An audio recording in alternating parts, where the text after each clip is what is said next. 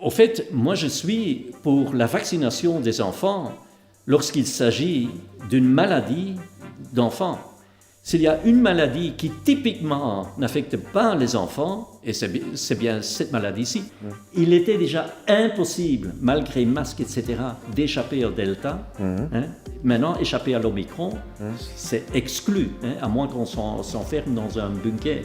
Le niveau de notre expert est descendu jusqu'au niveau des politiciens. Quand je les entends à la télévision, ce que je ne fais plus parce que c'est une perte de temps, ben, j'ai l'impression que je regarde des politiciens qui sont en train de discuter.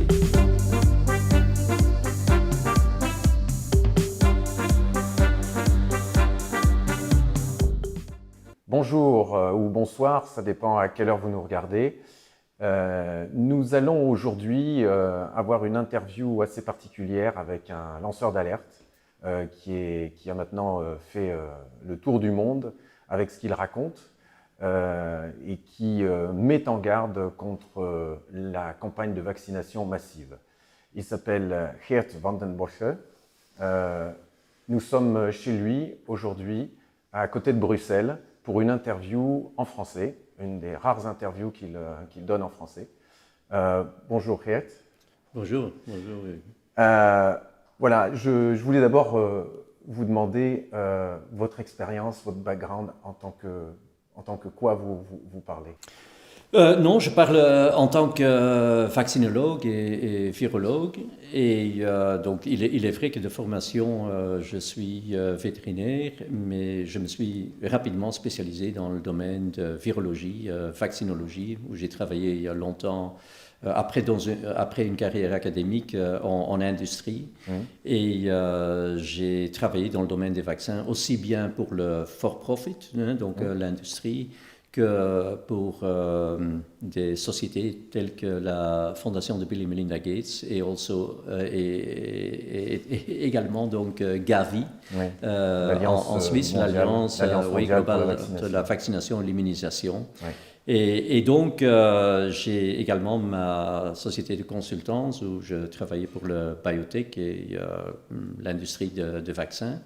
Et au début, à la fin de l'année passée, je me suis spécialement intéressé pour la pandémie de Corona. Et là, je me suis vraiment plongé dedans. Vous n'avez plus aucun lien avec l'industrie maintenant? Non, je suis, comme on dit, complètement indépendant. D'accord. Ouais. Mais vous êtes toujours un ami des vaccins? Oui, absolument. Et donc, je dis toujours, comme un médicament peut faire des merveilles, mais il faut l'utiliser au bon moment pour la bonne indication. Les gens ont apparemment oublié que pour les vaccins, c'est la même chose. Donc, mon point a toujours... C'est quoi le problème là? C'est quoi le problème avec cette le problème, c'est toujours ce que j'ai dit au début. Nos vaccins ou les vaccins qu'on utilise, en l'occurrence ici les vaccins qu'on utilise dans la pandémie Corona, ne sont pas capables de prévenir l'infection et donc ne sont pas capables de prévenir la transmission. Et donc, j'ai toujours dit, bien voilà, ces vaccins, on peut les utiliser en dehors d'une pandémie, mais pas au milieu d'une pandémie. Et surtout pas... pour battre un virus, je dirais, dont on sait qu'il peut muter, qu'il a un taux de mutation qui est quand même pas négligeable. Est-ce que c'est parce que c'est une zoonose? Non, ce n'est pas parce que c'est une zoonose. C'est tout simplement parce que, je dis toujours, je donne toujours l'exemple, si vous allez au champ de bataille et arrivez là, vous devez encore charger votre arme, vous êtes mal placé parce que vous serez déjà attaqué pendant que vous êtes encore en train de charger votre arme. Donc, ce qu'il faut faire, c'est charger l'arme avant d'y aller. Alors, donc la réponse immunitaire doit être complètement établie avant qu'on se rende en contact dans une situation où on est exposé au pathogène, au fait. Si on ne fait pas ça, eh ben, le système immunitaire prend du temps pour monter une réponse immunitaire. Pendant ce temps-là, on est vulnérable. Et donc, le pathogène peut se répliquer. Il aura du mal parce que la pression monte déjà, mais il pourra se répliquer et il pourra faire une sélection de certaines mutantes qui sont capables de résister à cette pression qui monte. Donc le virus va en d'autres mots échapper à la pression immunitaire qui est en train de monter. C'est ce qu'on appelle l'échappée immunitaire. Oui, c'est ça. C'est ça. Et donc, est-ce que vous constatez actuellement ce que vous aviez prédit, je crois que c'était en mars, vous avez lancé votre premier appel en mars 2021, est-ce que ce que vous craigniez est en train d'arriver? Ben, on a vu, au fait, il faut rendre ça très très clair, parce qu'il y a pas mal de confusion dans ce domaine. Il est très clair que les variantes plus infectieuses, soi-disant, existaient déjà avant la vaccination. Donc, je n'ai jamais dit que la vaccination génère ces mutantes plus infectieuses. Ce qu'on a dit, c'est que à force de mettre une pression immunitaire sur le virus global par la vaccination en masse, on va donner un avantage compétitif à ces variantes. Pas n'importe quelle variante, mais justement des variantes qui sont capables de surmonter cette pression immunitaire. Et ça, c'est par excellence des variantes qu'on appelle plus infectieuses. Donc, on va donner un avantage compétitif à ces variantes plus infectieuses, de façon à ce que la population virale s'enrichisse en variantes plus infectieuses. Et c'est comme ça qu'on a vu que suite à la vaccination en masse, ces variantes plus infectieuses devenaient, et ça c'est le mot, dominantes dans la population, alors qu'avant, d'une façon sporadique, ils apparaissaient, ils étaient là, aucun problème, mais ils n'étaient pas dominants. C'est comme ça qu'on a vu que soudainement, le alpha devenait dominant, le bêta, le gamma, le delta, et maintenant l'omicron, et vous voyez à quelle vitesse ils deviennent dominantes. Donc c'est une évolution qui normalement prendrait des années et des années pour devenir dominante. Maintenant, ça se fait dans des délais très, très raccourcis. Et normalement, dans une épidémie, sans vaccination, il y a bien sûr des mutations, et puis il y a des variants qui sont de plus en plus infectieux, mais de moins en moins dangereux. Donc c'est quoi la différence là avec ces variants-là? Tout d'abord, ce n'est pas le cas, parce que si on regarde par exemple, enfin ça c'est la fameuse comparaison avec la pandémie de la grippe en 1918. Ah oui, la grippe espagnole. Oui, c'est ça. Ça a été relativement bien étudié. Et donc, ce qu'on a constaté, c'est que la souche qui était prédominante au début était exactement la même qu'en fin de la pandémie. Ah oui. Donc, ceci ne veut pas dire qu'il n'y a pas eu des variantes, mais ils ne sont pas devenus dominantes, au fait. Donc, au fait, le fait que cette variante devient moins infectieuse, enfin, je suis un peu allergique à ce raisonnement de pas mal de virologues qui disent « Ah, ben voilà, le virus, il va devenir de moins en moins virulent parce qu'il n'a aucun intérêt à tuer l'autre. » Virulent, ça veut dire qu'il tue, létal. Oui, c'est plus dangereux, effectivement. Fait plus de dégâts. Parce que le virus n'a pas intérêt à tuer l'autre, parce que s'il tue l'autre, il ne peut plus se répliquer. On sait que les virus ne peuvent pas... ils ont besoin d'une cellule vivante ou pour pouvoir se répliquer. C'est pas ça qui se passe. Le virus, il n'a pas de cerveau. Le virus, il peut se répliquer, il peut muter, il peut se cacher dans un génome, etc., mais il n'y a pas de cerveau. Donc, au fait, ce qui se passe, c'est que il faut bien comprendre qu'une pandémie, c'est un jeu entre le virus et le système immunitaire. Le virus, il va bien sûr se répliquer, etc. Il est infectieux, il cause des taux d'infection parfois très élevés, de la mortalité, de la morbidité. Mais il y a le système immunitaire qui réagit par différentes façons. Et donc, au fur et à mesure que le virus se répand dans la population, le système ou l'immunité de la population va également augmenter et va de plus en plus... L'immunité naturelle, vous voulez dire?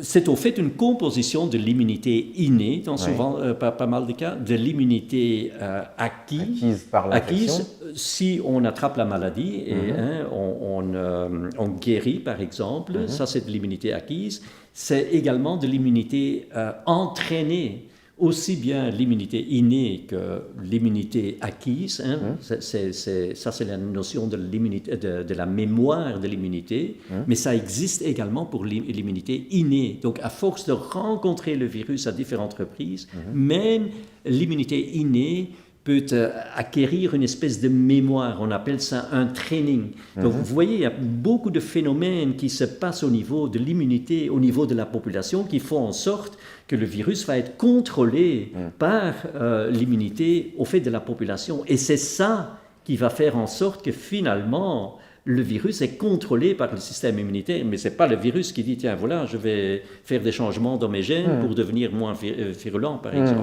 D'accord. Et donc ça ne se passe pas, ça ne va pas se passer parce qu'on vaccine en masse. Oui, donc si on vaccine en masse, ça, le phénomène que je décris ne peut se passer que si on arrive laisse faire la nature. À avoir une immunité de groupe. Oui. Hein, donc le mot le dit. Plus que l'immunité de la population monte, plus que le virus va être sous contrôle, moins qu'il sera capable de se transmettre, plus les gens qui ne sont pas immunisés, qui n'ont pas rencontré le virus ou qui ne sont pas vaccinés, vont être protégés tout simplement parce que la probabilité de transmission diminue d'une façon substantielle. Donc c'est ça qui... voilà. Est-ce qu'on peut atteindre cette immunité de groupe par l'intermédiaire des vaccins? C'est au fait à ça que revient votre question, si j'ai bien compris. Ben non, pourquoi pas? Parce que, justement, ces vaccins ne sont pas capables d'éviter ou de prévenir l'infection et donc la transmission du virus. Et donc, en fait, ils font exactement l'opposé. Donc, je venais de dire, à force de créer une pression immunitaire massive au niveau de la population, on va donner un avantage compétitif aux variantes plus infectieuses. Donc, en fait, si ces variantes plus infectieuses vont devenir dominantes dans la population, ça va automatiquement augmenter le taux d'infectiosité dans la population. C'est exactement l'opposé de l'immunité de groupe qui devait faire en sorte que le taux d'infectiosité diminue de façon à ce que ceux qui ne sont pas immunisés soient protégés d'une façon plus ou moins automatique ou naturelle parce que la probabilité de rencontrer le virus a fortement diminué. Donc ce n'est pas le cas du tout avec ce qu'on fait et on exacerbe ça. Oui, c'est exactement le contraire actuellement. Donc, je dis toujours, si on me demande, tu dois concevoir une stratégie pour éviter à tout prix, mais vraiment à tout prix, qu'on génère de l'immunité de groupe, eh bien, c'est ça qu'il faut faire. Il faut prendre un vaccin qui ne protège pas contre la transmission. Qui est le cas des vaccins actuels. Qui est le cas. Il faut vacciner en masse parce qu'il faut générer cette pression immunitaire massive, parce que sinon le virus ne peut pas s'échapper. Et il faut faire ça en sorte qu'il y a beaucoup de virus, quoi. Et donc, l'idéal, c'est de faire ça en plein dans une pandémie. Voilà. D'accord. Donc, on est en train de faire exactement le contraire de ce qu'il faudrait faire. Absolument. Okay. Et donc, j'imagine que vous n'êtes pas pour la vaccination des enfants, des jeunes enfants. Eh bien, au fait, moi, je suis pour la vaccination des enfants lorsqu'il s'agit d'une maladie d'enfants. S'il y a une maladie qui typiquement n'affecte pas les enfants, et c'est bien cette maladie-ci, tout comme d'ailleurs, par exemple, la grippe, qui aurait quelqu'un jamais l'idée de commencer des vaccinations en masse contre la grippe pour nos enfants? Non, parce qu'au fait, l'enfant est infecté, bien sûr, par la grippe et par le corona, etc., mais il ne devient pas malade. Donc, il y a une différence entre attraper une infection et attraper la maladie. Et pourquoi est-ce que l'enfant ne devient pas malade? C'est plus que probablement, il y a des publications là-dessus, parce que l'enfant est protégé d'une façon exceptionnelle par des anticorps innés qui sont présents dès la naissance et qui sont de nature différente que les anticorps acquis, qu'on connaît bien et qui sont ceux qui sont induits par la vaccination ou par la maladie naturelle, etc. Donc l'enfant est protégé et même si l'enfant devient maintenant malade, enfin, je ne vais pas aller trop dans les détails immunologiques, mais j'ai publié plusieurs articles maintenant qui démontrent au fait clairement que ça, c'est lié à la pression infectieuse qui monte, qui est très, très élevée. Et donc, qui exerce une certaine pression sur les anticorps innés de l'enfant, de façon à ce que l'enfant devienne malade. Mais même maintenant, avec ces souches hautement infectieuses, il est très rare, extrêmement rare, que l'enfant devienne sévèrement malade. Hein. Et donc, mais s'il devient malade, il n'y a pas de problème de devenir malade. Il va acquérir une immunité donc, pour la vie, au fait, acquise. Donc, à nouveau, qui contribue à l'immunité du groupe. Donc, ce que vous êtes en train de me dire, c'est que ça ne sert à rien, premièrement, et deuxièmement, ça risque d'avoir des effets graves. Oui, les effets graves sont provoqués par le fait que si les anticorps vaccinaux ont plus, on appelle ça d'affinité pour le virus, que les anticorps innés. C'est tout simplement parce qu'ils se lient par un mécanisme moléculaire qui est complètement différent. Et alors, donc, si on va vacciner des enfants, les anticorps vaccinaux vont donc rentrer en compétition avec les anticorps innés qui, eux, protègent contre toutes les variantes et tous les coronavirus, plus que probablement même contre la grippe, etc. Et donc, on va remplacer, soi-disant, une immunité naturelle très, très puissante qui est dirigée contre plus qu'un seul virus et qui couvre toutes les variantes par une immunité qui devient de moins en moins fonctionnelle, contre laquelle on développe de plus en plus de résistance, comme l'Omicron, par exemple. Donc il y a une perte, il n'y a pas de valeur ajoutée. Au contraire, si ces anticorps innés sont mis hors jeu, ça veut dire également que l'enfant risque de perdre sa protection naturelle contre, par exemple, la grippe, que la grippe maintenant devient une maladie de cet enfant, alors que préalablement, la grippe uniquement infectait l'enfant. D'accord. En plus, ces anticorps innés, ça il faut absolument dire, ces anticorps innés, je ne vais pas rentrer dans les détails, mais c'est très bien documenté, ont un effet protecteur contre des maladies auto-immunes. Donc ça veut dire quand on les supprime ou quand on les met hors jeu, il y a également un risque qu'on va avoir de plus en plus de maladies auto-immunitaires chez l'enfant. Et il y a des arguments très scientifiques pour, je dirais, au moins tirer l'attention sur ce risque-là, que c'est un risque qui est réel. Ce n'est pas prouvé, mais il y a des arguments scientifiques qui font quand même penser que c'est un risque réel. Donc, dans un tel contexte, on ne peut pas comprendre comment on peut avoir l'idée de vacciner ses enfants. Donc il n'y a aucune valeur ajoutée pour eux et il n'y a aucune valeur ajoutée pour la politique sanitaire en fait. Voilà, c'est ça ce que vous êtes en train de dire. Au contraire même, c'est parce délétère. Que je viens vous dire que l'immunité innée est un facteur, un pilier crucial pour l'immunité de groupe.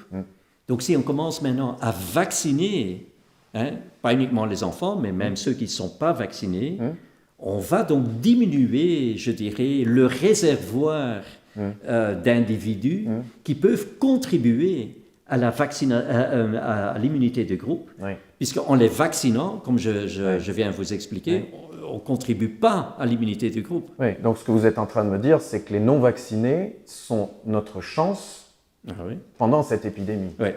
Moi, je dis toujours, les non-vaccinés, et surtout les enfants qui sont très bien protégés par ces anticorps innés, sont les aspirateurs de la pandémie.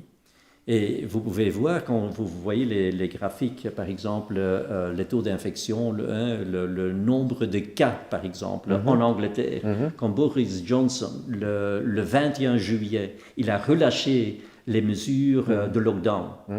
Donc il y avait pas mal, toute la population n'était pas encore vaccinée, il y avait encore un contingent relativement important de gens qui n'étaient pas vaccinés, mais ils étaient en lockdown. Et quand donc au fait les mesures ont été relâchées, voilà, et donc les non-vaccinés, etc., ils sont devenus rentrer en contact. On a vu une diminution spectaculaire en 2 semaines du taux d'infection. Hein? Donc voilà, il y a suffisamment de preuves que cette immunité est très très précieuse, que c'est cette immunité qui protège spécialement nos enfants. Et si on les déprive de cette immunité, que ça risque sérieusement d'avoir beaucoup de désavantages pour l'individu même, pour l'enfant même, et en plus, également pour la population. D'accord. De même, par opposition, les vaccinés sont moins bien immunisés face à cette maladie, alors, du fait de l'échappée immunitaire. Oui, c'est clair. Et on voit, c'est des choses qu'on ne dit pas, mais moi, tous les gens que je connais maintenant qui attrapent la maladie, c'est des gens qui sont vaccinés. Donc, ce n'était pas forcément une bonne idée de faire un certificat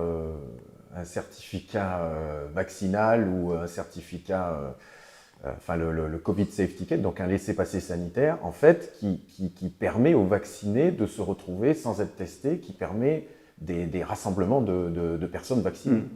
Ben écoute, moi j'ai l'habitude... Je ne vous demande pas de faire de la politique, je vous demande d'un point de vue scientifique ce que vous en pensez. Ben justement, j'allais dire, j'ai l'habitude de parler, de discuter de la science, mais je ne sais pas comment je dois aborder des sujets qui sont complètement ridicules et qui n'ont rien à voir avec la science. Vous voulez dire que ça, c'est pas basé sur de la science? C'est absolument pas basé sur la science. C'est pas basé sur la science parce qu'on sait que, bon, il y a toute la discussion de transmission. On sait que ces vaccins ne protègent pas contre la transmission. Je viens de vous dire qu'au fait, la vaccination en masse a comme effet qu'on transforme, au fait, une partie importante de la population en une boîte de pétri pour ces variantes plus infectieuses. Hein.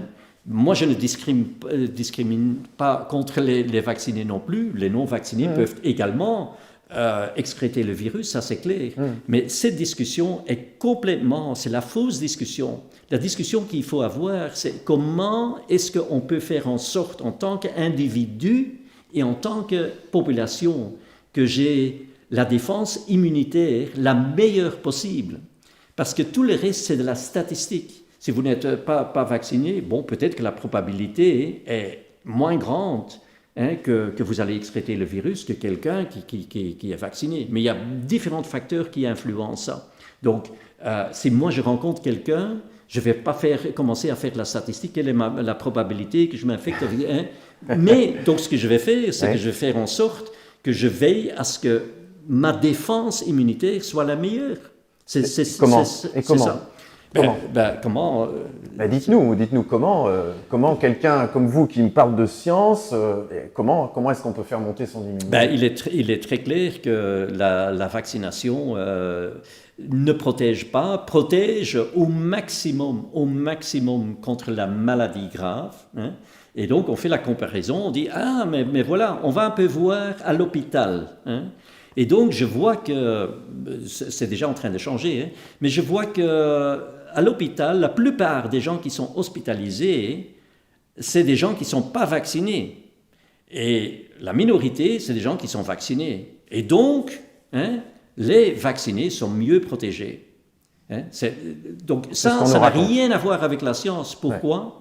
Parce qu'on ne parle pas de la multitude des gens qui ne rentrent pas à l'hôpital, mais qui ne deviennent pas malades, ou qui deviennent malades d'une façon très très modeste, qui ont à peine senti quelque chose, ou qui sont peut-être rentrés, qui étaient peut-être au lit pendant 2 jours, mais qui n'ont même pas été voir le médecin, sûrement pas été à l'hôpital, etc.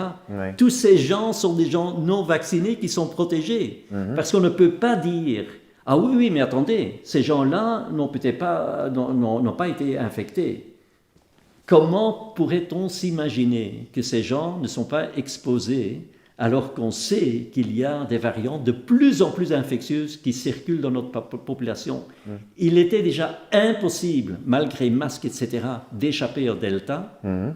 maintenant, échapper à l'Omicron, c'est exclu, hein, à moins qu'on s'enferme dans un bunker. Hein. Donc voilà. Donc, vous voyez que ça n'a rien à voir avec la science. D'accord. C'est des billets, hein, et ça dépend de la façon dont on présente ces résultats. D'accord. Mais ils sont présentés d'une façon qui n'est scientifiquement pas raisonnable. Ça, c'est très très clair. Parlons de l'Omicron. Quel est le danger de l'Omicron? Ben, pour moi, l'Omicron n'a pas de danger. Au contraire, je crois que l'Omicron, c'est un cadeau inattendu quelque part. Enfin, inattendu dans le sens où ce n'est pas inattendu, dans le sens où il est effectivement plus infectieux. Donc, il peut effectivement être le produit d'une pression immunitaire de la population qui ne fait que monter. Mais il est vrai que l'Omicron, au moins jusqu'à présent, ne semble pas provoquer beaucoup de dégâts et donc ne rend pas aussi malade que par exemple le Delta. Moi, personnellement, je crois que c'est lié au fait qu'il y a quand même un degré de résistance relativement important de l'Omicron aux anticorps vaccinaux, ce qui fait que même les vaccinés maintenant peuvent à nouveau disposer de leurs anticorps innés dont on sait qu'ils protègent, pas uniquement contre la maladie, mais même contre l'infection. C'est ça le cadeau. C'est ça le cadeau. C'est ça le cadeau, c'est on a poussé ce virus jusqu'à un niveau où il n'est pas seulement devenu plus infectieux, mais même à la limite résistant. Mais grâce à cette résistance maintenant, les anticorps innés qui étaient mis hors jeu par la compétition des anticorps vaccinaux qui maintenant ne peuvent plus se lier ou se lient d'une façon beaucoup plus faible, hein, ils rentrent à nouveau en jeu chez la plupart de la population, parce que la plupart de la population est vaccinée. Donc il faut laisser les gens maintenant tranquilles, il faut laisser, parce qu'au fait, on aura une vague d'infectiosité plus importante. Mais à mon avis, si on ne continue pas à vacciner, ça va se calmer très très rapidement. Pourquoi? Parce que je viens de vous dire, aussi bien les non-vaccinés, la minorité, que la majorité maintenant des vaccinés vont donc être infectés, vont pouvoir faire appel à nouveau à l'immunité innée dont je vous ai dit, qui induit une immunité stérilisante, qui peut éliminer le virus. Donc cette vague va très rapidement se calmer. Et donc, ça c'est l'opportunité, la dernière opportunité qu'on a pour rétablir ou pour établir une vraie immunité de groupe. Et même s'il y a certaines personnes qui deviennent malades, bon voilà, hein, ils vont acquérir des anticorps donc, anti-Omicron, qui vont les protéger également et de cette façon-là contribuer également à l'immunité de groupe. Quand vous dites la dernière chance? Ben, la dernière chance parce que on est dans un modus de vaccination en masse. Hein, si on continue ce modus, c'est clair, c'est déjà prévu, ils sont déjà en train de les fabriquer. On va venir maintenant avec un update de la vaccination qui sera un vaccin anti-Omicron. Et le anti-Omicron va faire en sorte qu'il va à nouveau induire des anticorps qui vont très bien reconnaître le virus qui circule, qui est le virus Omicron. Mais ces anticorps vont être dirigés contre un domaine du virus où il y a déjà eu plein de mutations. Et c'est ce qu'on appelle le domaine qui se lie donc au récepteur, le receptor binding domain. Et donc, si le virus veut survivre, il va être très, très difficile. Il doit contourner ça. Il doit contourner ça. Il va être très, très difficile dans une région très étroite où il y a déjà eu plein de mutations. Donc, insérer des mutations sans perturber l'effet favorable des mutations précédentes. Mais il y a une astuce beaucoup plus facile pour le virus, c'est tout simplement de faire une mutation dans une autre région qui, cependant, à ce moment-là, permet au virus de rentrer dans la cellule cible par l'intermédiaire d'un autre récepteur, pas la AC2, un autre récepteur. On pourrait dire, tiens, voilà, c'est complètement débile. Ça. Non. Parce qu'on sait déjà maintenant que le virus a la capacité de rentrer dans des cellules par d'autres récepteurs que la AC2. Et pourquoi il ne l'utilise pas? C'est pas sa voie d'entrée préférentielle. D'accord, Hein? d'accord. Donc, mais cette mutation peut faire en sorte que ça maintenant ça devienne devienne la la voie voie préférentielle. préférentielle. Et à ce moment-là, ça c'est pour moi une situation très dangereuse. On a à voir avec un virus, hein, dans quelqu'un qui est immunisé, où les anticorps vont bien sûr se lier à ce qui était le récepteur binding domain, mais qui n'est plus fonctionnel maintenant, mais ils vont se lier fermement au virus. Ils ne sont pas capables de neutraliser le virus parce que le virus rentre par un autre, par une autre voie dans la cellule. Et donc ça, c'est la situation qui est typique pour ce qu'on appelle antibody dependent enhancement. Donc en fait, un virus qui est donc chargé avec des anticorps qui se lient fermement au virus, qui ne sont pas capables de neutraliser le virus. Donc, qui vont faciliter, en fait. Qui vont faciliter l'entrée et en fait la pathogénèse et donc l'apparition en fait des symptômes. Donc, c'est pour ça qu'on appelle ça exacerbation, enfin exacerbation. Et donc, ça accélère le processus. Donc, la virulence du virus n'est pas nécessairement changée, mais c'est le fait qu'il est chargé avec ces anticorps qui ne peuvent pas le neutraliser, qui vont faire en sorte qu'on précipite au fait le phénomène, enfin la maladie. D'accord. Donc en fait, là, c'est l'histoire sans fin, en fait, qu'on est en train de démarrer. Si on fait ça, ça veut dire que ça devient une situation très, très dramatique pour les vaccinés. Donc c'est là où je dis qu'on va avoir une situation qui est complètement différente par rapport à la situation initiale où on avait le système immunitaire qui exerçait une pression sur le virus, c'est le phénomène de l'immune escape, de l'échappement. On va maintenant créer une situation où le virus va faire une sélection dans les humains, je dirais, dans la population, à l'avantage de ceux qui ont pu préserver leur immunité innée. Je vous dis, l'Omicron maintenant donne l'opportunité aux vaccinés de faire appel à nouveau à leur immunité innée qui était bloquée.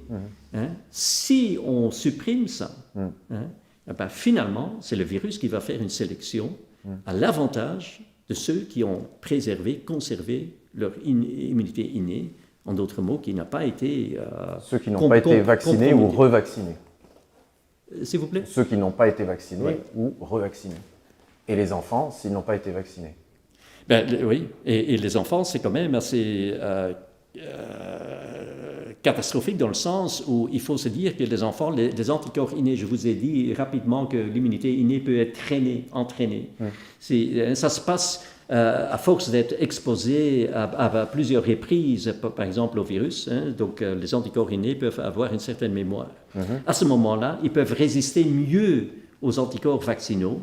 Chez les enfants, ce n'est pas le cas. Ils ont des anticorps innés qui sont naïfs, qui sont présents abondamment, mais qui sont très, très susceptibles à être mis hors jeu par des anticorps vaccinaux qui sont... Donc c'est spécialement chez les enfants que cette compétition est très, très, très importante. D'accord.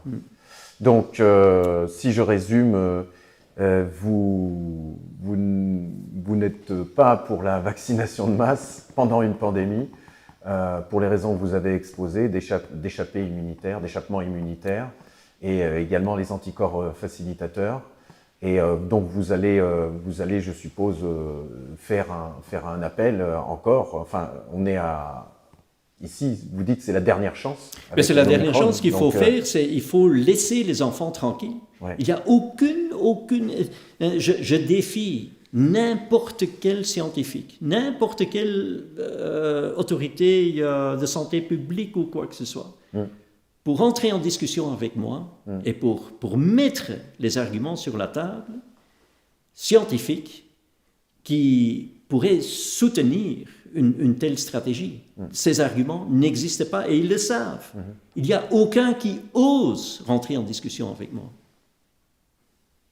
Donc il faut que les gens se rendent compte que tout d'abord, quand il y a des experts qui viennent avec ce genre de recommandations, ils doivent tout d'abord se poser la question, quel est leur background? Qu'est-ce qu'ils comprennent de la virologie et de l'immunologie et de la vaccinologie et de l'évolution de la biologie évolutionnaire, etc. et de l'épidémiologie. Qu'est-ce qu'ils comprennent de ces domaines? Deuxièmement, est-ce que ces gens ont un conflit d'intérêts, oui ou non, hein? Et donc, au fait, c'est ce genre de choses que les gens doivent se rendre compte que ce n'est pas parce que c'est un prof ou un expert qui est reconnu par notre gouvernement, etc. Hein, et ils s'alignent à ce qu'on fait dans d'autres pays, etc. Et tout le monde fait comme on fait dans d'autres pays, etc. Donc, mais où est la science? Dans tout ce qu'on entend à la télévision, etc., on n'entend jamais la science. Hein? Le niveau de notre expert est descendu jusqu'au niveau des politiciens. Quand je les entends à la télévision, ce que je ne fais plus parce que c'est une perte de temps, ben, j'ai l'impression que je regarde des politiciens qui sont en train de discuter.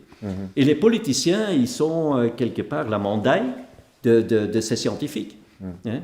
Donc voilà, c'est pas étonnant que les gens ne reçoivent pas les informations auxquelles ils ont droit, quoi. D'accord. Je voulais vous remercier. Merci beaucoup pour cette interview en français qui va certainement réveiller des consciences et permettre aussi aux francophones de comprendre un petit peu plus vos messages, puisqu'ils passent généralement en anglais ou en néerlandais. Donc, je voulais vous remercier pour cette interview exceptionnelle. Merci beaucoup, Geert. Et merci de nous avoir suivis sur BAM, Belgian Alternative Media, bam.news. N'oubliez pas de nous soutenir financièrement pour continuer à vous donner des informations qui vous permettent de comprendre ce qui nous arrive. Merci beaucoup. À la prochaine fois. Au revoir. Merci. Merci.